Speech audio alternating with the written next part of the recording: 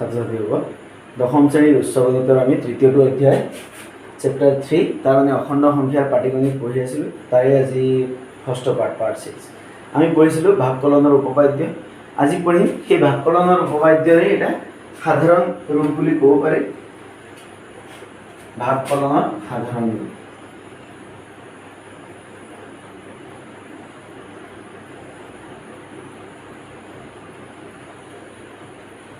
সাধাৰণ ৰূপ মানে যিটো আছিল আগতে আমি কি পঢ়িছোঁ সেইটোৱে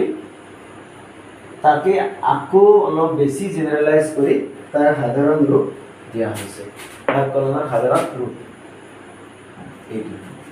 এই উপপাদ্য কি ক'ব আগৰ দৰে একেই কি আছিল ধৰা হ'ল a, b belongs to z মানে অখণ্ড সংখ্যা এইটো ঠিকে আছে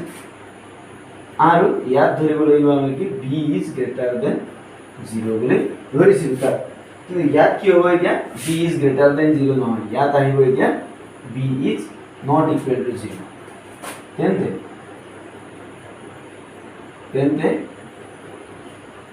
দুটা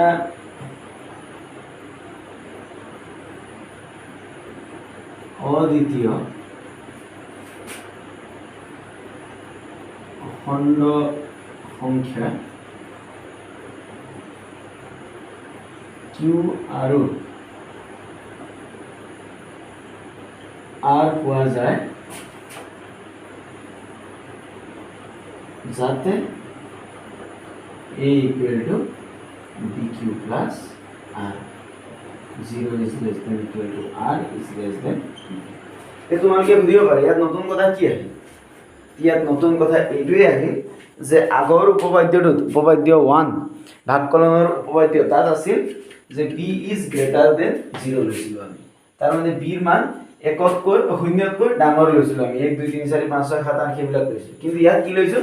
b is not equal to 0 মানে -1 -2 -3 সেইবিলাক সংখ্যাৰ কাৰণে আমাৰ কি হ'ব এই উপপাদ্যটো শুদ্ধ হ'ব। এতিয়া আমি দুইটা উপপাদ্য কৰি কিয় লিখিলোঁ একেলগে কিয় নাই লিখা বুলি ক'লে আমি আগৰবাৰত যিটো উপপাদ্য লিখিছিলোঁ ভাগকলনৰ উপপাদ্য তাত b greater than 0 দিছিলোঁ যাতে তোমাৰ প্ৰমাণ কৰিবলৈ সুবিধা হয়। প্ৰমাণৰ সুবিধাৰ বাবেহে আমি সেইটো তেনেকৈ লৈছিলোঁ। ইয়াত কি হৈছে b is not equal to 0 হলে প্ৰমাণটো আমাৰ আৰু অলপ বেছি কমপ্লেক্স হৈ যাব। গতিকে সেইটোৱে কিমান দীঘলীয়া আছিল কমপ্লেক্স আছিল গতিকে এইটো কি হ'ল তাতকৈ বেছি কমপ্লেক্স হৈ যাব। সেইকাৰণে আমি তাত লোৱা নাই, তাত লৈছিলোঁ আমি b is greater than 0। বাকী উপপাদ্যটো একেই। ঠিক আছে, এইটো আছিল ভাগকলনৰ উপপাদ্যৰ সাধাৰণ ৰূপ। ইয়াৰ এতিয়া প্ৰমাণ আমাক নালাগে এতিয়া কাৰণ প্ৰমাণ আমি অলৰেডি কৰিলোঁ। অলপ অংশৰ কাৰণে অলপ অংশ এইখিনি থাকি যাব। আচ্ছা ঠিক আছে, এতিয়া আমি পঢ়িব লাগিব নেক্সট টপিক। নেক্সট টপিকটো আছে যুগ্ম আৰু অযুগ্ম সংখ্যা। যুগ্ম আৰু অযুগ্ম সংখ্যা।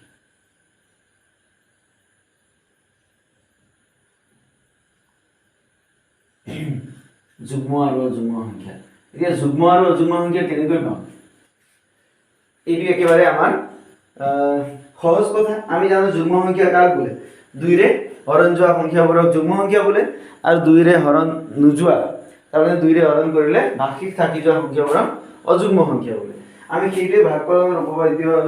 জৰিয়তে আমি এই দেখুৱাম।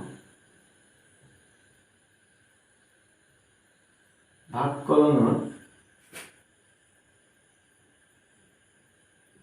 উপপাদ্যৰ পৰা পাওঁ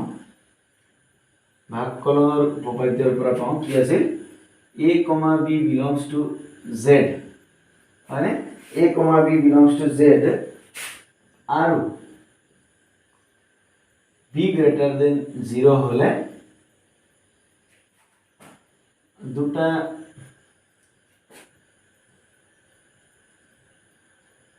অদ্বিতীয় অখণ্ড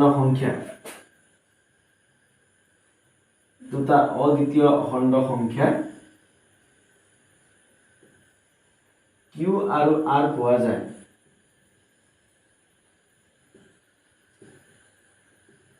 একেটাই কথা যাতে কি আছে a equal to bq plus r আছিল য'ত 0 is less than equal to r is less than B আছিল সেইটো আছিল ভাগকলনৰ উপপাদ্য এতিয়া আমি কি হৰে যুগ্ম সংখ্যা কেতিয়া পাম 2 ৰে হৰণ কৰিলে ভাগফল 0 হ'ব লাগিব আভাষিক 0 হ'ব লাগিব যুগ্ম সংখ্যা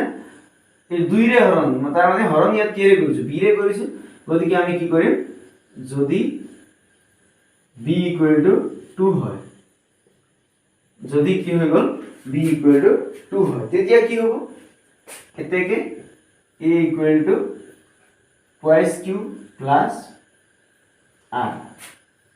0 is less than equal to r is less than 2 হয় b এর জায়গা কিমান দিলো 2 দিছো এতেকে r equal to কিমান পাম 0 পাম বা 1 পাম তে যদি r equal to 0 তেন্তে r equal to 0 হলে a equal to q ইয়াৰ পৰা twice q plus 0 আৰু যদি r equal to 1 তেন্তে a equal to twice q plus 1 হৈ যাব ঠিক আছে এই দুটা কথা আমি ইয়াৰ পৰা গম পাইছা আমি ইয়াতে গম পাব পাৰো যে কি হৈ গল এখিনি হল যুগ্ম সংখ্যা এতিয়া যুগ্ম সংখ্যা কোনবোৰ বুলি কওঁতে q কি আছে q এটা অখণ্ড সংখ্যা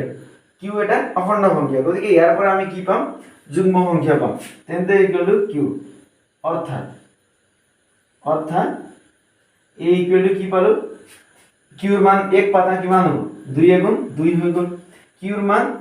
2 পাতা কিমান হ'ব q belongs to অখণ্ড বুলি কৈছে q এর মান অখণ্ড সংখ্যা গতিকে 2 হ'ব তাৰ পিছত কি হ'ব 2 পাতিলে 2 দুগুণ 4 হ'ব 3 পাতিলে 3 দুগুণ 2 3 গুণ 6 4 পাতিলে 8 5 পাতিলে 10 এনেকৈ কি হৈ থাকিব বাঢ়ি বাঢ়ি হৈ থাকিব যদি -1 পাতো q এর মান -1 পাতিলে -2 হৈ যাব গতিকে ইয়াত আমি +-2 বুলি লিখিম ইয়াক আমি +-4 বুলি লিখিম ইয়াক আমি +-6 লিখিম +-8 লিখিম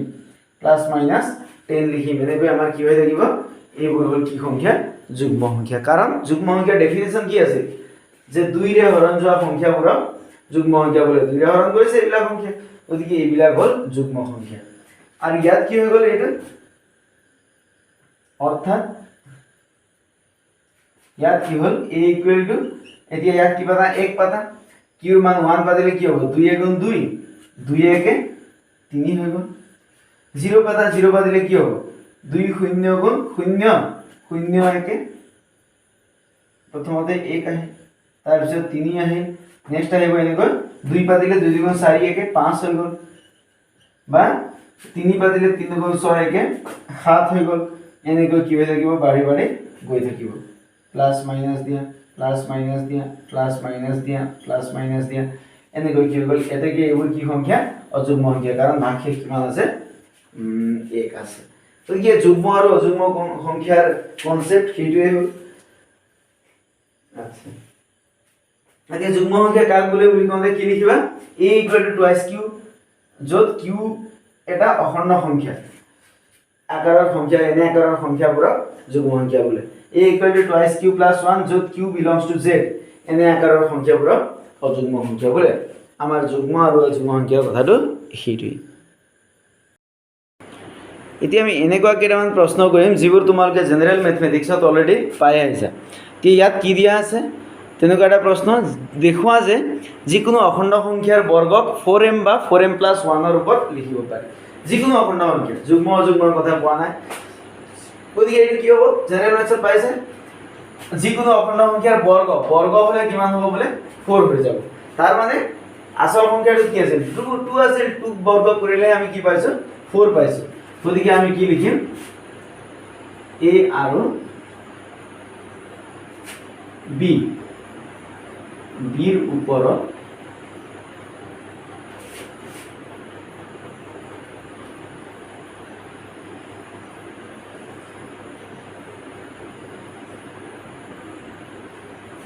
ভাগকলনৰ উপপাদ্য প্ৰয়োগ কৰি পাওঁ a আৰু b ৰ ওপৰত ভাগকলনৰ উপপাদ্য প্ৰয়োগ কৰি পাওঁ a = bq plus r 0 is less than equal to r is less than b equal কথাই জানো এতিয়া আমি ইয়াৰ মূল কথাটো হ'ব b ইকুৱেল টু 2 পাতি পাওঁ এতিয়া আমাক উত্তৰত কিমান উলিয়াবলৈ দিছে 4 উলিয়াবলৈ দিছে কিন্তু আমি b জেগাত 2 পাতিছো কাৰণ বৰ্গ বুলি কৰিব লাগিব না সংখ্যাৰ অখণ্ড সংখ্যাৰ বৰ্গ সেই কাৰণে b ইকুৱেল টু ইমান পাতি পাওঁ কি হৈ গ'ল a equal to twice q plus r 0 is less than equal to r is less than 2 এতেকে r equal to 0, 1 এতিয়া আমাৰ আহি গ'ল যদি r equal to 0 হয় তেন্তে r এর মান 0 হলে কি হয়ে গেল a equal to twice q implies that যিকোনো অখণ্ড সংখ্যাৰ কি কৰিছে বৰ্গ কৰিছে এইবিলাক সব যুগ্ম সংখ্যাৰ বৰ্গ equal to a square equal to দুই ফালে আমি কি কৰিলো স্কয়াৰ কৰিলো ইয়াত কি পাম এতিয়া 2 স্কয়াৰ মানে 4 q স্কয়াৰ মানে q স্কয়াৰ আমি কি আনিব লাগিব 4m ইকুৱেল টু 4m যত q square equal to m ওদিকে কি লিখিলো যুগ্ম সংখ্যাৰ বৰ্গবোৰ কেনেকুৱা আকাৰৰ 4m আকাৰৰ যদি r equal to 1 হয় তেন্তে r equal to 1 হলে আমাৰ কি হ'ব এইবিলাক কেনেকুৱা সংখ্যা r equal to 1 হলে আমাৰ সংখ্যাবোৰ অযুগ্ম সংখ্যা হ'ব গতিকে তেন্তে কি হৈ গ'ল a equal to ইয়াত পাতিলো a equal to twice q plus r এর মান 1 implies that a square equal to twice q plus 1 whole square a twice q plus 1 whole square ভাঙি নিয়ে a plus b whole square ভাঙলে কি পাবা 4q square plus 4q plus 1 এরকম আমি কি আকার 4 কমন ললে ইয়ার পরে কি রাখবো q square plus ইয়ার থেকে q plus এই কি আইগল 1 আইগল ইকুয়াল টু 4m plus 1 যত m ইকুয়াল টু কি মান লইছো q square plus q হিসাবে লইছো ঠিক আছে 4m plus 1 আহি গল গতিকে এই যে আমি কি পালো যুগ্ম সংখ্যার বর্গ কেনেকুৱা আকাৰত থাকে 4m আকাৰত আৰু অযুগ্ম সংখ্যাৰ বৰ্গ এগুলো অযুগ্ম সংখ্যাৰ বৰ্গ 4m plus 1 আকাৰত গতিকে কি লিখিব পাৰি এতেকে শেষত লিখি দিব লাগিব এতেকে যিকোনো অখণ্ড সংখ্যাৰ বৰ্গ 4m বা 4m plus 1 আকাৰত লিখিব পাৰি ঠিক আছে হেইটো হল আমাৰ ইয়াত লিখি দিব লাগিব ইকুৱেল টু ইমান বিলংস টু z ইয়াতো একেই বিলংস টু z বুলি লিখিব লাগিব বিলংস টু z মানে এটা অখণ্ড সংখ্যা কাৰণ q এটা অখণ্ড সংখ্যা ইমান আৰু q and r belongs to z q এটা অখণ্ড সংখ্যা গতিকে q স্কয়ার এটা কি হল অখণ্ড সংখ্যা হল আচ্ছা গতিকে এনেকুৱা ধৰণৰ প্ৰশ্ন কৰিব লাগিব আচ্ছা এতিয়া আৰু এটা প্ৰশ্ন দেখুৱা যে অযুগ্ম সংখ্যাৰ বৰ্গক 8m + 1 ৰ ৰূপত লিখিব পাৰি এনেকুৱা প্ৰশ্ন একচুয়ালি জেনাৰেল মেথছৰ প্ৰশ্ন এইবিলাক জাস্ট তোমালোকক মানে ওয়াৰ্ম আপৰ কাৰণে দিছে পিছত মেইন প্ৰশ্নবোৰ আহি আছে ইয়াত দিয়া আছে দেখুৱা যে অযুগ্ম সংখ্যাৰ বৰ্গক 8m + 1 ৰ ৰূপত লিখিব পাৰি আচ্ছা আমাৰ কি আছে এইটো সদায় শুদ্ধ যে a আৰু b ৰ ওপৰত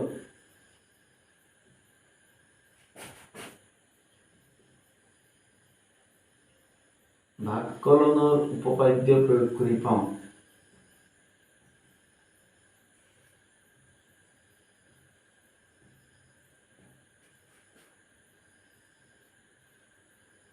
ভাগকলনৰ উপপাদ্য প্ৰয়োগ কৰি পাওঁ a equal to bq plus r 0 is less than equal to r is less than b আৰু q, r belongs to z আচ্ছা ভাগকলনৰ উপপাদ্য প্ৰয়োগ কৰিলো এতিয়া আমি b equal to কি লম এতেকে b equal to কিমান লম আমাৰ ইয়াত কিমান আছে 8 আছে গতিকে 8 লোৱাৰ প্ৰয়োজন নাই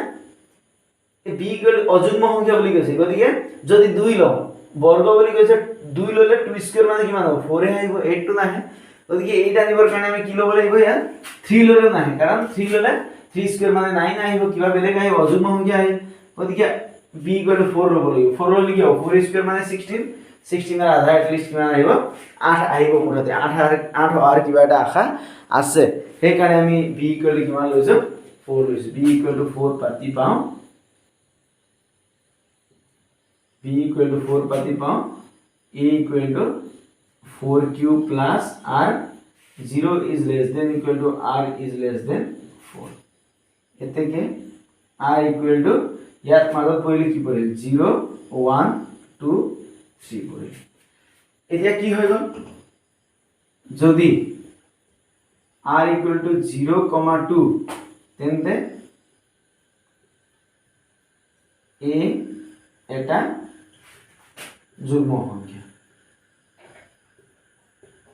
হব এটা আমি জানো যে যদি কি হয় r এর মান 0 বা 2 হয় r এর মান 0 বা দিলে কি মান হবে 4q এটা যুগ্ম সংখ্যা সাইডে হরণ যায় আর 2 পা দিলে 4q + 2 ইয়াকু 2 রে হরণ যাব 2 কু 2 রে হরণ যাব ওদিকে যুগ্ম সংখ্যা হয়ে যাব যুগ্ম আমাক না লাগে আমাক কি লাগে অযুগ্ম লাগে কেবল ওদিকে এতে কি r = বাকি কি থাকিল 1 আর 3 থাকিল r = 1 হলে a = কি মান হয়ে গেল 4q +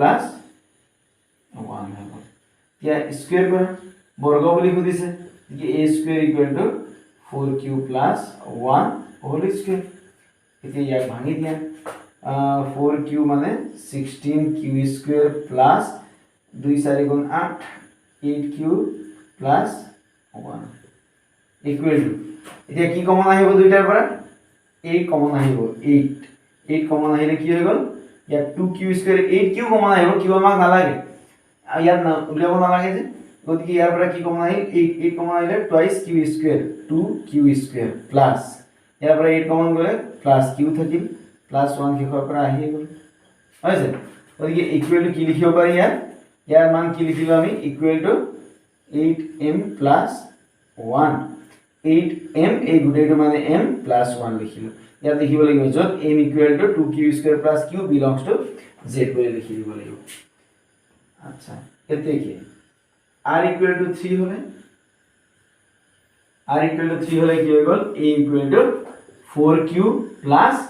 4q + 3 implies that a square = কি মান হবে 4q + 3 হোল স্কয়ার করে দিয়া 16q² + 2 4 * 8 8 3 * 24 24q +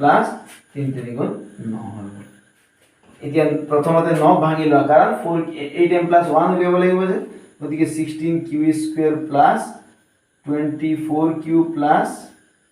8 + 1 পাতিব লাগিব 9 ক আমি 8 + 1 বুলি পাতি ইকুৱেল টু ইয়াৰ কিমান আহিল 8 কমন আহিব এতিয়া কি থাকিব 8 কমন আহিলে 2q² প্লাস ইয়াৰ পৰা 8 কমন আহিলে 3q প্লাস ইয়াৰ পৰা 8 কমন আহিলে 1 প্লাস এই শেষৰ 1 আহিল ইকুৱেল টু এতিয়া কি হৈ গল 8m + 1 তাৰ মানে এই গুটেটো 2q² + 3q + 1 মানে কিমান m হয় প্লাস 1 টো আহিলে ইয়াত আমি লিখিব লাগিব যত m = 2q² + 3q + 1 3q + 1 আহিব ঠিক আছে belongs to z হয় ওদিকে কি লিখিলো আমি এইটো অযুগ্ম সংখ্যা 8m + 1 আকাৰৰ এইটো অযুগ্ম সংখ্যা 8m + 1 আকাৰৰ ওদিকে আমি শেষত লিখি দিব পাৰো যে এতেকে প্ৰত্যেক অযুগ্ম সংখ্যাৰ বৰ্গক 8m + 1 ৰ আকাৰত প্ৰমাণ কৰিব পাৰি প্ৰকাশ কৰিব পাৰি বুলি লিখি দিলে ঠিক আছে এনে কথা ধৰণৰ ধেৰ প্ৰশ্ন আহিব অনুশীলনীটো আছে কেইটামান প্ৰশ্ন অনুশীলনীত কি আছে কোশ্চেন নাম্বাৰ 1 কোশ্চেন নাম্বাৰ 2 গতিকে তোমালোকে মূল কথাটো হল বিৰ মান কি লবা তাৰ ওপৰত নিৰ্ভৰ কৰে গতিকে 1 2 এইবিলাক কৰি চাবা 3 কৰি চাবা ইংগিত দিয়াই আছে তাৰ পিছত এইবিলাক কৰি চাবা যিবিলাক পাৰা ঠিক আছে